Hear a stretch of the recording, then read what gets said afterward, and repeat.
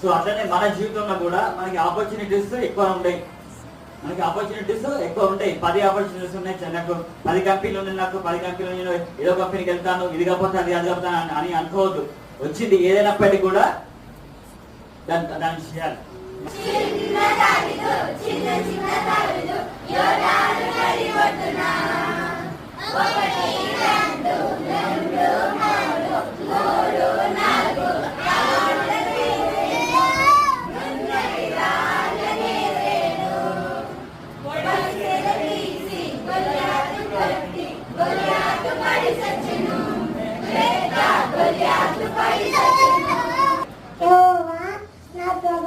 భూమి మీదంతటా నీ నామం ఎంతో